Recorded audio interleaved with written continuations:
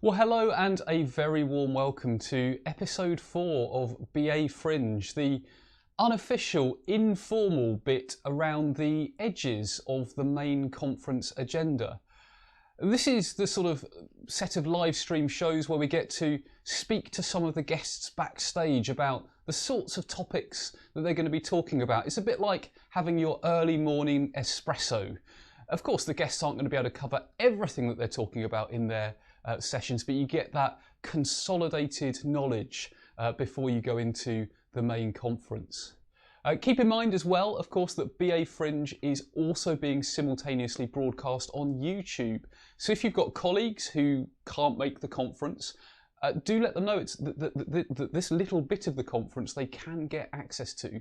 So give them that fear of missing out by sending them the YouTube links over.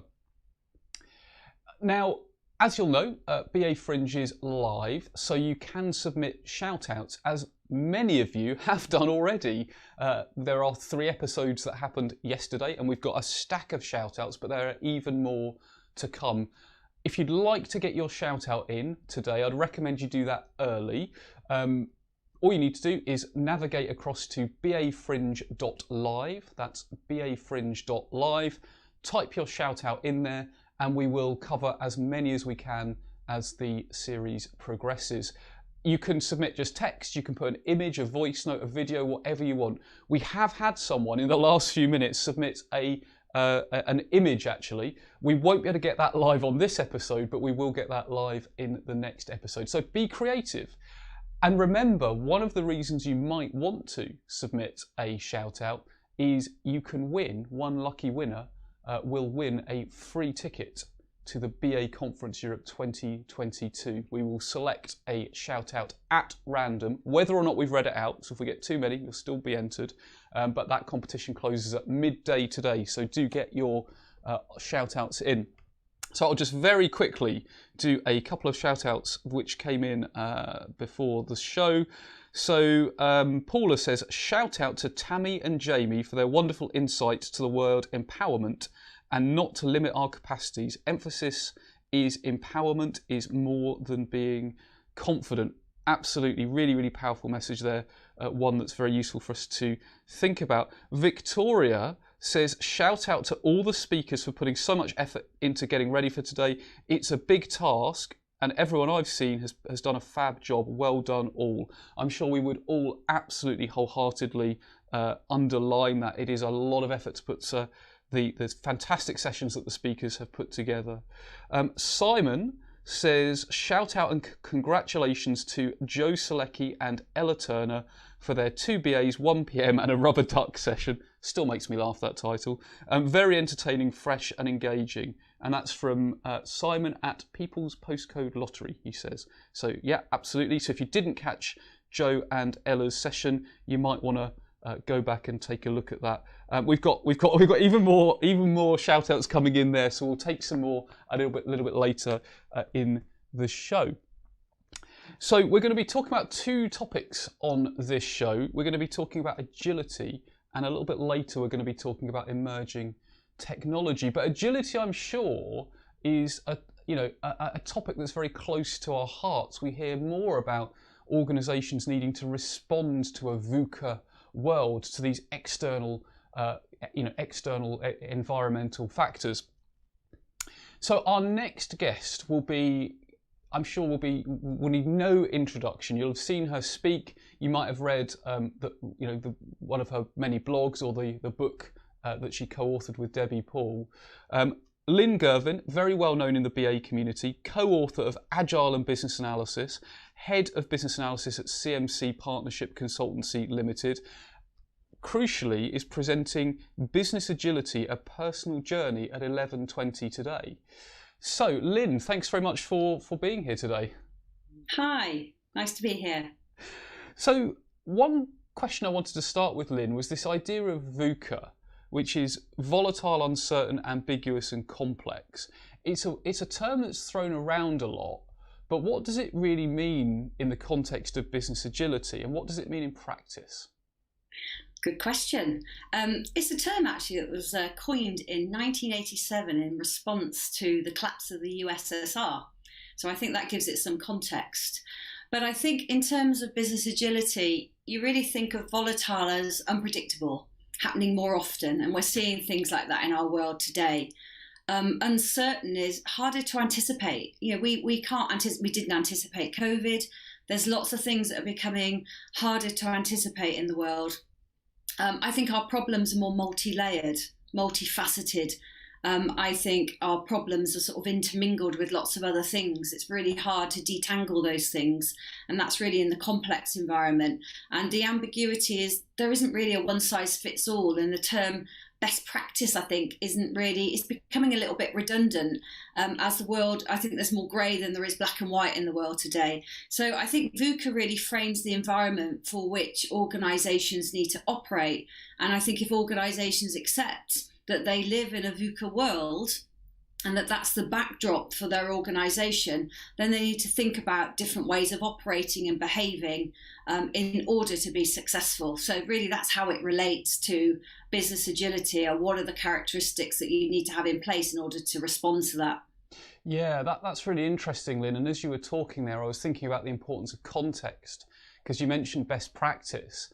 And of course, what some organisations do is they take the past successful practice from one organisation in a completely different environment, context, and often national culture, transplant it and wonder why it doesn't work, because the context is so different. So presumably understanding that context is so important, understanding the complexity of the context we happen to be in. Oh, that is critical. And I think that organisations, their context is shifting as well. I think those organisations that are in it for the long game, I think they have to keep innovating, and they have to keep shifting the context as well to find what is best practice for them at that point in time. And I think that's really critical for them to be able to be successful. Yeah, that's interesting, isn't it? It's almost perhaps become best practice, to paraphrase what you just said, that best practice for this context for us right now. But best practice for us right now isn't necessarily best practice for us in even a year's time. So things are moving so quickly. Yeah, and I think that's why an organisation needs to have different characteristics today than they have had in the past, because I think there was predictability in practice. There has been predictability in the way the context of the organisation, maybe even the customer sets. But because the world is so VUCA now, I think all of those things are shifting around it, and the organisations have to think very differently. Yeah, definitely. So thinking about agility as a response, as a way to respond to that VUCA, that complexity, is business agility that has to come from the top of the organisation? Is it a sort of tell and sell from the top and it filters down? Is it sort of bottom up? Could one person initiate it, or does it meet in the middle? How does an organisation exhibit? How does it build those sort of dynamic capabilities? So I think it's a good idea to talk about what business agility isn't to start with. So I think sometimes we use the word agile and we throw it around, and it's very much closely aligned with software. When we're talking about agility in the context of business, we're not talking about building software. We might be applying some of those characteristics that have come about through agile, but most of those are through management constructs anyway. So agility really is the opportunity or the ability for that organisation to adapt and change. For an organisation to adapt and change, you need it to be across all layers of the organisation. I think if you don't have top-down support to become an agile organisation, it's unlikely to be successsul. However, if you don't have a culture of collaboration, if you don't have that psychological safety in place where people feel that anyone is free to speak out and bring their best selves to work and their whole selves to work, then I don't think that works either. So I know me and you have spoken about this before, Adrian. It's top-down, bottom-up, middle out. Yeah. But it has to come from the top. It's not a transformation as well. I think it's really, really important. Transformation defines, the term transformation indicates there's a start and an end, and there's a finite end. This isn't really about having a finite end. This is about the long game. This is about, how does this organisation want to succeed even beyond my tenure or your tenure? Yeah. What are we doing as leaders and people within the organisations to ensure that that organisation has those things in place? That's really interesting, because as you were speaking there, Lyn, I was thinking about the sort of Darwinian evolution and, say, humans, where human knowledge. So there's the biological ability to evolve. I mean, I'm no biologist clearly, but there's the biological ability to evolve, which might take a certain length of time. But then actually humans have this great way of innovating around that. So for example, if COVID was 200 years ago, we would probably have a very different outcome than we have today. And so perhaps it is part of it actually about getting that learning to sustain, because so often when people walk out the door, all of the learning goes with them. Is there a bit of that sort of learning organisation in this as well? I go back to the collaborative culture. If you've got an organisation where people are just thinking about what they want to achieve for themselves, then you're not going to have a learning organisation. And it's about putting in place a learning. And one of the things I'm going to be talking about today, actually, in my talk is, my organisation, CMC, is an EOT. Employee-owned trust. We're all partners of the organisation. We need a culture where everyone is looking for what next the organisation can succeed, in the future.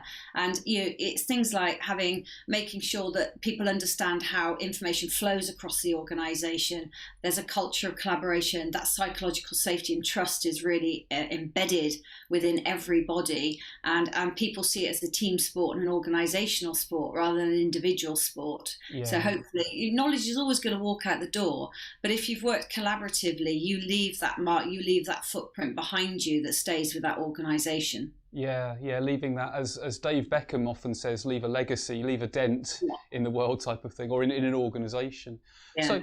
So if you were thinking, and very, very briefly, if you were thinking about techniques, people that are tuning in right now might want to know about any sort of techniques, tools, concepts that they should go and look up or become familiar with if they're in an organisation that is on that sort of agility journey. Any resources or tools, techniques you point them towards? There's a couple that we use. First of all, there's the Business Agility Institute. So go to their website. They have something called the 3 domains of business agility.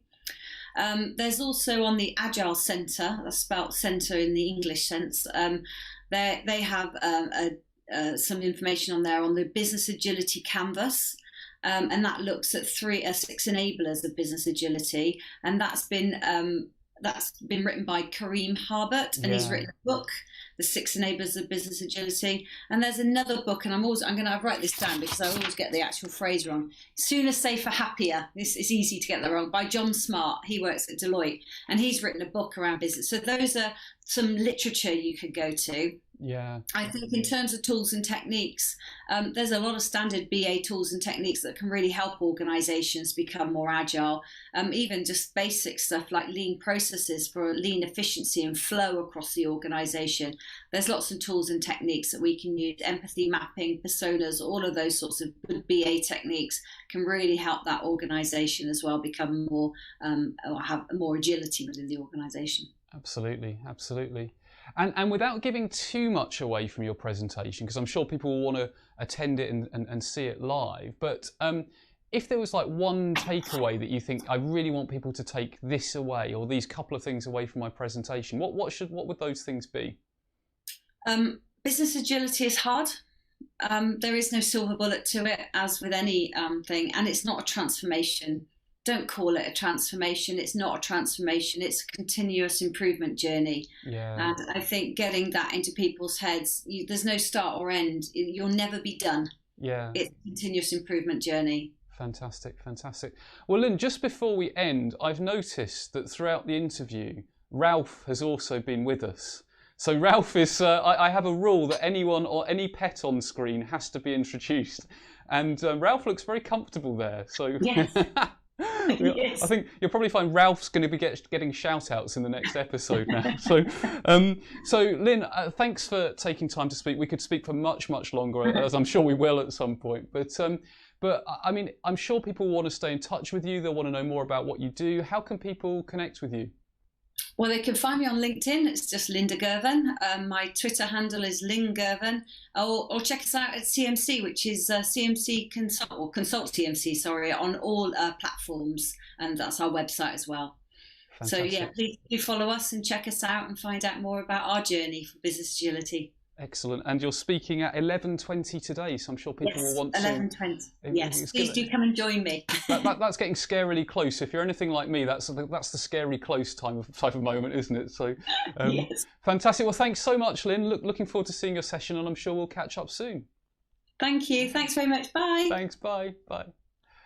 I think there's such a lot we can take from Lyn's sage advice there about business agility being a journey. So definitely do check out that session and do connect on LinkedIn. One thing to remember with the conference generally, if you think about a physical conference, the speakers get a physical round of applause.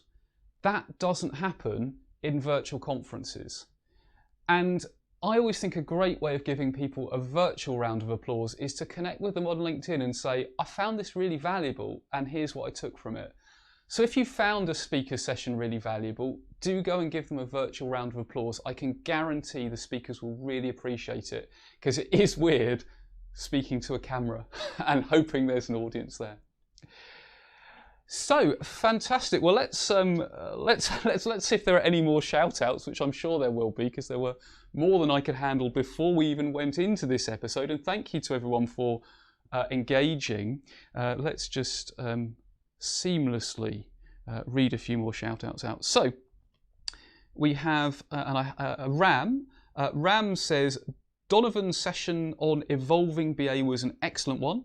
I request the upcoming BAs to see that and self-assess. So some fantastic advice there. If you're an upcoming BA, Ram recommends you go and watch the recording of Donovan's session. We have Vivian, who says, shout out to Usher. Her session on 4 winning BA strategies to successfully navigate digital transformation was such an eye-opener. The strategy she shared is a game changer in how digital transformation and projects are delivered. I especially love the emphasis on the minimum lovable product, MLP, which is one to, if you didn't catch, go back and watch the recording of, and we'll just cover one more shout out. So then we have Victoria, who says, shout out to the great work at Winston's Wish, such important work. So we have even more shout outs coming in as I speak. I will leave it there, but we will cover more in the next episode, so do keep that in mind. So I'd like to move on to our next segment. I'm really pleased to say that Imtiaz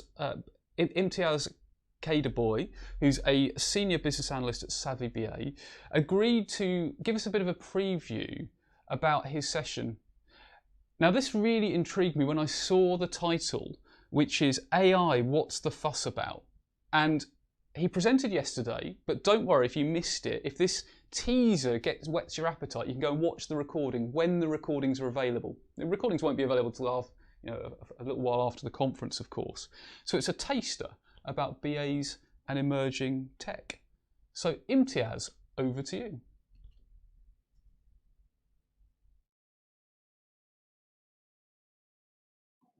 Hello, fellow business analysts and IT professionals. Before I begin, I'd just like to say a massive thank you to Adrian for providing me the opportunity to give you a little teaser of my conference speech. My name is Imtiaz, and I'm delighted to be speaking at this year's conference. This year, I'll be discussing emerging technologies, and in particular, talking about artificial intelligence and machine learning. Many BAs I've spoken to over the last 2 years have shown a real keen interest in AI and ML, as well as other techs such as RPA and IoT, Internet of Things. But I wanted to talk about AI and ML really because I've been working for some time in the area, and I wanted to break down a few myths, share some useful sources of information, and also share how these technologies are playing a significant part in life today. I then wanted to discuss the impact on us as analysts as we move into more data-driven roles, with new tech, and dare I say it, more agile roles.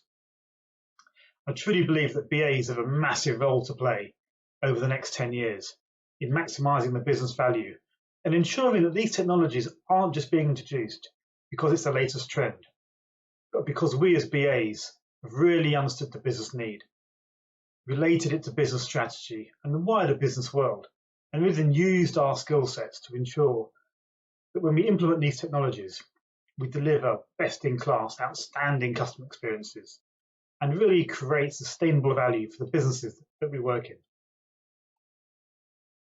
We'll then take a look at BA trends and techniques and look at a few techniques that will really be relevant as we continue to work remotely, adopt more of an agile mindset, and use these new technologies. And I'll then move on to discuss what these emerging technologies mean for us as business analysts. And I'll focus on three areas. Firstly, how do we as business analysts fit into a world of artificial intelligence, machine learning, and innovation? Secondly, how does working in an agile way fit into the classic waterfall, gated, and often heavily regulated environments?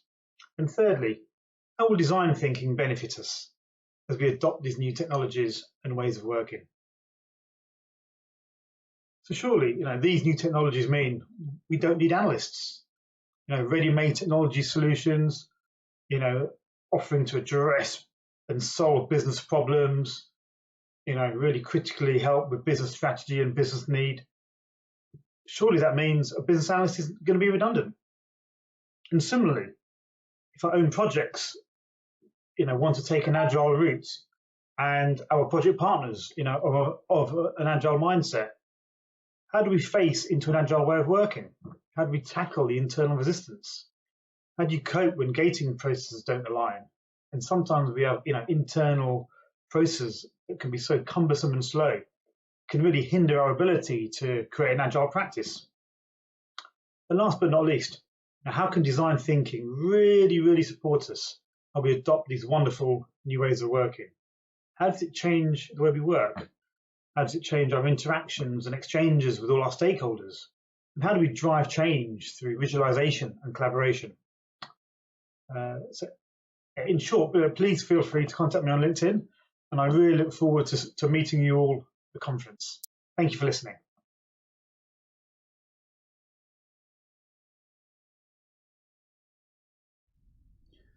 Fantastic. I thought that was a really, really interesting take on things. And I'm certainly, I wasn't able to catch that session live, so I'll be certainly going back and looking at the recording. And I love that whole idea that we've got to really go back to the core needs and relate it to strategy. There is no, there is no silver bullet at the end of the day type of thing. So definitely do check that recording if you weren't able to see it live. The recordings will be available at some point after the conference has finished, of course, and that was the session AI, What's the Fuss About?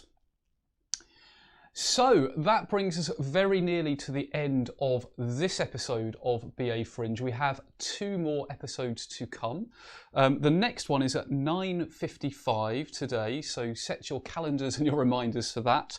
And we're going to be covering avoiding digital exclusion and gamification, so 2 very different, differently shaped potatoes, shall we say.